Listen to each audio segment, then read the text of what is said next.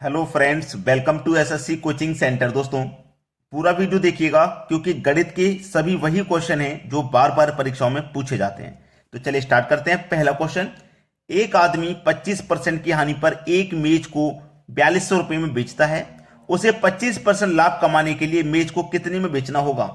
देखिए, सबसे पहली बात तो ये कि जो भी मेज का मूल्य होगा वो अपने आप में 100% होगा। अब 100% की चीज को आप क्या कर रहे हो? 25% की हानि पर बेच रहे हो।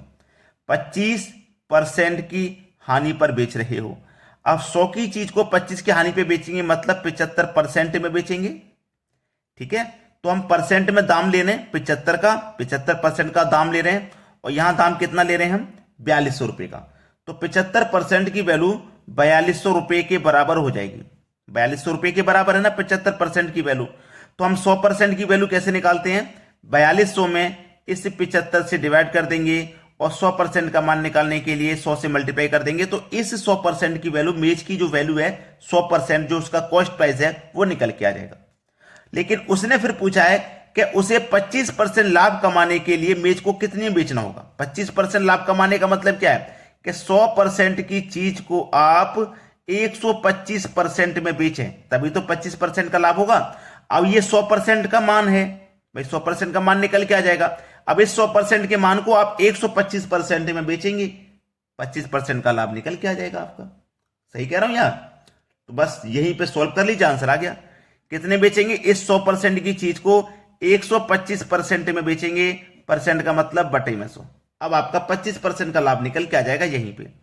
100 से ये 100 कट जाएगा, 25 त्रिक का 75 और 25 से 5 बार में 125 कट जाएगा।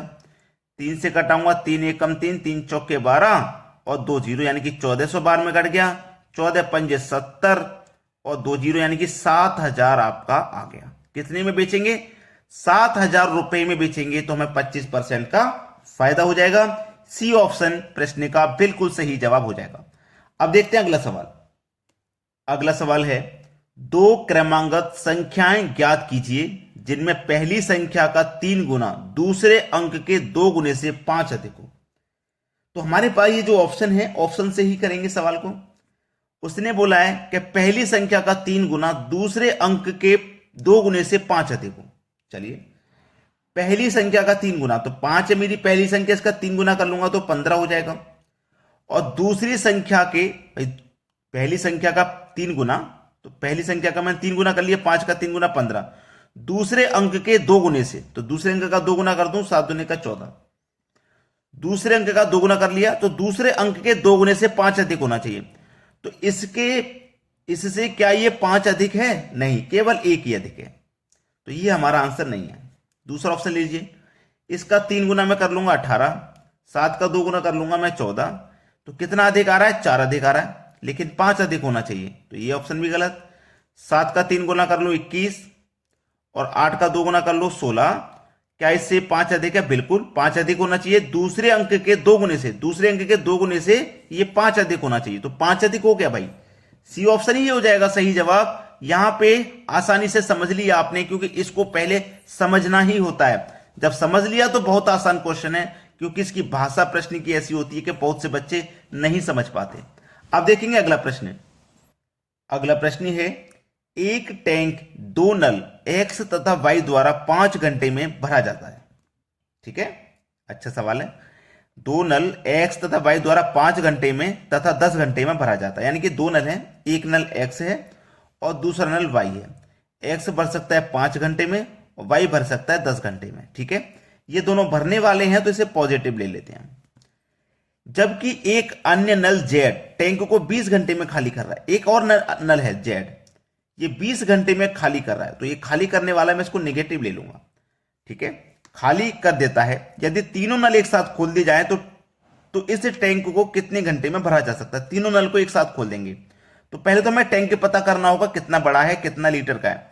तो हम तीनों का एलसीएम ले लेंगे, तो हमें टैंक की वैल्यू पता लग जाएगी कितनी है। 5, 10, 20 का एलसीएम आ जाएगा 20। अब 5 से 20 को कटाएंगे तो 4 बार में, 10 से कटाएंगे तो 2 बार में, और 20 से कटाएंगे तो 1 बार में। मतलब ये जो जेड है ना, ये 1 घंटे में 1 लीटर खाली कर रहा है, तब जाके 20 घंटे में 20 लीटर को खाली करेगा। यानी कि टोटल टैंक हमारा 20 लीटर का है। अब तीनों नल को एक साथ खोल देंगे तो ये भरेगा 1 घंटे में 4, ये भरेगा 1 घंटे में 2 और ये 1 घंटे में खाली करेगा। ये खाली करने वाला ना माइनस ले लेता हूं, ये दोनों भरने वाले हैं तो प्लस। अब तीनों को खोल देंगे एक साथ तो ये 4 भरेगा और ये 2 भरेगा, तो 1 घंटे में मिलकर के दोनों ने 6 भर दिया और इसने 1 खाली कर दिया। 6 भरा गया, 7 के साथ 1 खाली हो गया, तो 1 घंटे में 5 ही भरा गया। तो 20 है टोटल, 1 घंटे में 5 भरा जा रहा है तो टोटल 20 भरा जाएगा 4 घंटे में, यानी कि बी ऑप्शन हो गया बिल्कुल सही जवाब। चलिए अब देखते हैं अगला प्रश्न। अगला प्रश्न है, दो संख्याओं का गुणनफल 35,828 है तथा एचसीएफ 26 है, तो उनका एलसीएम ज्ञात कीजिए। अब देखिए इस तरीके के सवाल को करना बहुत ज्यादा मुश्किल है क्योंकि सवाल समझ में नहीं आ रहा। मैं आपको समझाता हूं। कोई दो संख्याएं, ठीक है, कोई दो संख्याएं, ये पहली संख्या हो गई और ये दूसरी संख्या हो गई। अब इसका फॉर्मूला शायद आपको याद नहीं होगा, शायद इसका फॉर्मूला जो है वो आपको याद नहीं होगा, क्योंकि फॉर्मूला है पहली संख्या गुने दूसरी संख्या बराबर एलसीएम इंटू एचसीएफ, ये इसका फॉर्मूला है। अगर ये फॉर्मूला आपको याद है तो आप आसानी से कर सकते हो, आसानी से, क्योंकि दोनों संख्याओं का गुणनफल दिया गया, यानी कि इन दोनों संख्याओं का गुणनफल आपको दिया गया है 35,828 बराबर एलसीएम पता करना है क्या है, एलसीएम नहीं पता क्या है, इंटू एचसीएफ कितना भाई, एचसीएफ ये रहा 26। अब बराबर में है तो 26 से हम इसको कटा लेंगे। जब 26 से मैं इसको कटा लूंगा तो कितनी बार में कट रहा है, देखो पहले 2 से ही कटा लेता हूं, 2 से 13 बार में कटेगा क्योंकि संख्या बड़ी है, तो पहले 2 से ही कटा लेता हूं। 2 एकम 2, 2 सत्ते 14, 2 नीम 18, 2 एकम 2, 2 चौकू 8, ठीक है। अब 13 से कटा दूंगा मैं इसको, 13 एकम 13, 17 में से 13 का 4 बचेगा 49, 13 त्रिक का 39, ठीक है, 13 त्रिक का 39 कट गया। अब यहां पे कौन सा ऑप्शन है जिसमें 13 आ रहा है, पहले ये एक ऑप्शन है भाई, 13 त्रिक का 39, यहां पे कितनी बार में काटे, 13 4 49, 13 39 10 बचा, 10 में 1 लगा देंगे तो 1 से हो जाएगा, ठीक है। 13 6 78, 13 7 91, 7 बार में जाएगा, 10 बचेगा 14 हो जाएगा। तो यहां पे 137, तो इसका मतलब सी ऑप्शन ही मेरा सही जवाब है। जो एलसीएम आ जाएगा वो कितना आ जाएगा, इतना आ जाएगा, ठीक है। चलिए अब देखते हैं अगला सवाल। अगला प्रश्न है, ए की लंबाई बी की लंबाई का 5/8 है, तो बी की लंबाई से ए की लंबाई का अनुपात कितना होगा। देखिए ए की लंबाई बी की लंबाई का 5/8 है, ठीक है।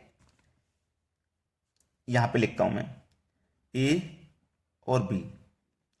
जो ए की लंबाई है, ए की लंबाई बी की लंबाई का 5/8 है, समझिएगा, ठीक है। अब इस बी को मैं बराबर के इधर लेके आऊंगा तो ए के बटे में बी आ जाएगा, और सामने क्या है 5/8, यानी कि ए की वैल्यू 5 है और बी की वैल्यू 8 है। ए की वैल्यू 5 है और बी की वैल्यू 8 है, ठीक है। अब बोला है बी की लंबाई से ए की लंबाई का अनुपात कितना होगा। बी की लंबाई से ए की लंबाई का अनुपात कितना होगा। बी की लंबाई से, तो बी की लंबाई से पूछा ना, तो पहले बी आ जाएगा, बाद में ए आ जाएगा।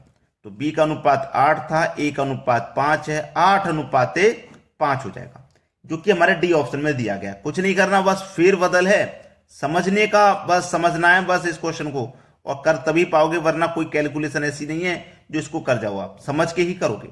अब देखेंगे अगला सवाल। अगला प्रश्न है, 50 व्यक्तियों के एक कार्यालय में 18 लोग अपने दाएं हाथ से लिखते हैं। देखिएगा इस सवाल को कैसे किया जाता है। एक कार्यालय में 50 लोग हैं, ठीक है, 50 लोग हैं, 18 लोग अपने दाएं हाथ से लिखते हैं।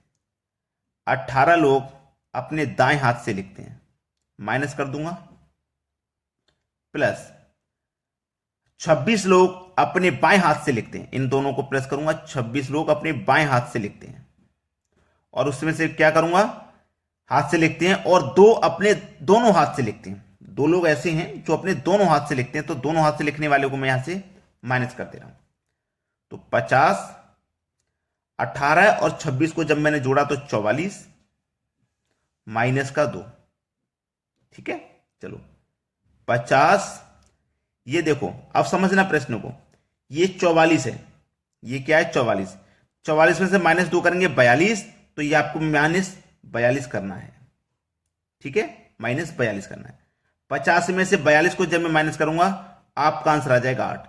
यानी कि कितने लोग ऐसे हैं जो नहीं लिख सकते? 8 लोग ऐसे हैं जो नहीं लिख सकते हैं। पहला ऑप्शन बिल्कुल सही जवाब हो जाएगा, कोई दिक्कत आपको नहीं आएगी। तो आप लाइक कर दीजिए और शेयर कर दीजिए, बस इतना काम कर दीजिए हमारे लिए, वीडियो को लाइक और शेयर। ठीक है दोस्तों, धन्यवाद।